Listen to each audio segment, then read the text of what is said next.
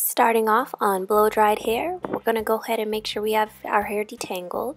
You're going to take your rat tail comb and you're going to begin to make your parts for your braids. I'm only wearing 2 braids today, so I only need 2 parts. You can use a mirror in the back.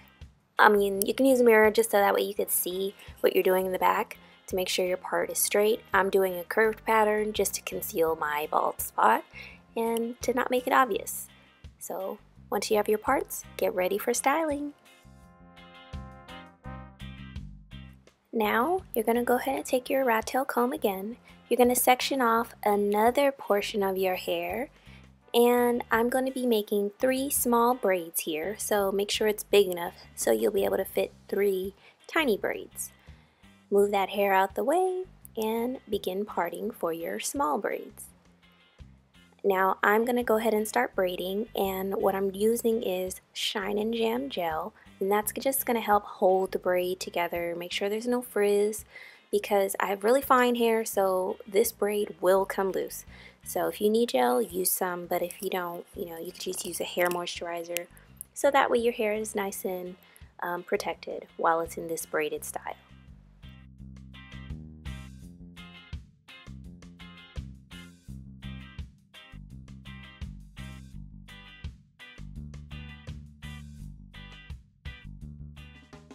Okay, so just keep parting.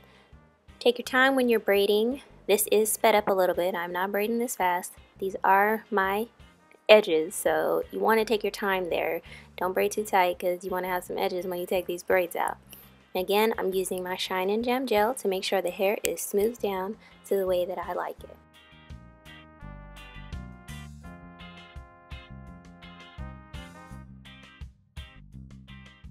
So I'm taking my Carol's Daughter Hair Mimosa. This is just a grease. I'm putting it along the parted section for this braid.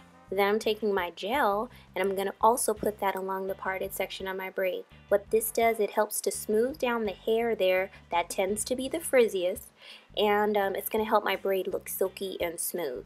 I take a rat tail comb and I also take a brush just to smooth down all of that product, so once I start braiding, it's going to look really clean and precise.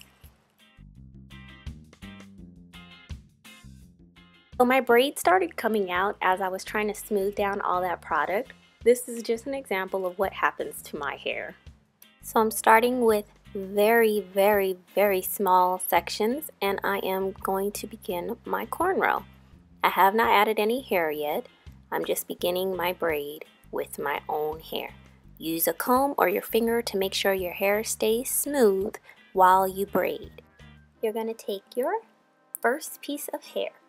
Use your pinky to hold one end, and you're going to put one piece underneath your pointer finger.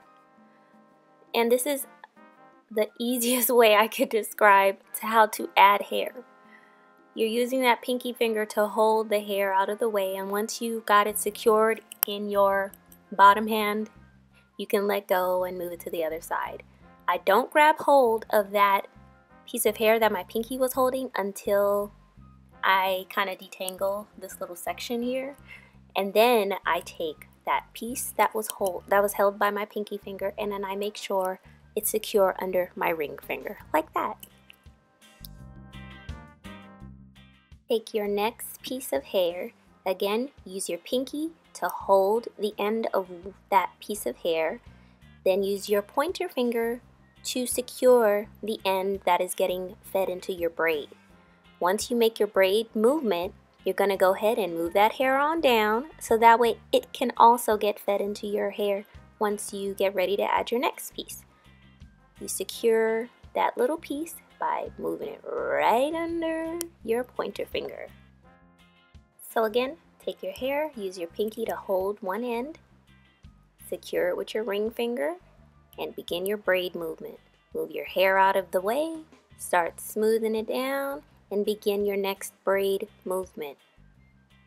Here, I'm trying to show you how I secure the hair. I'm going to slow it down real quick.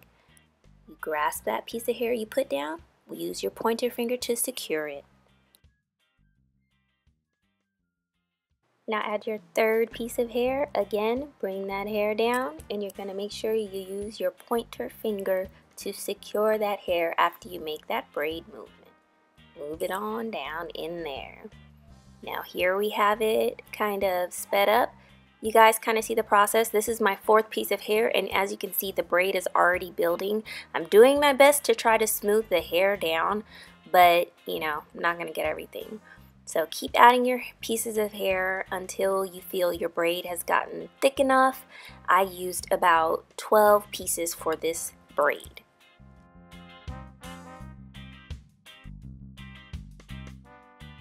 Keep adding those pieces. Make sure you add in your small little braids that you did in the beginning, so that way everything blends well. And as you see, I stop numerous times to make sure my braid is smooth at the very end. When you're braiding the back, make sure that you use your Denman brush to smooth out any of your natural hair, so that way it blends with the Kanekalon braiding hair. And just keep braiding all the way on down till the end, and there you have it.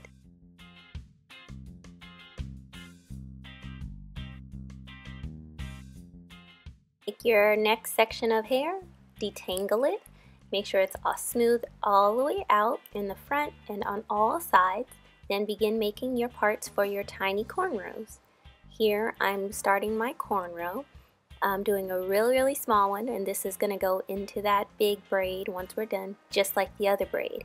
Now as you can see, I'm taking my time braiding.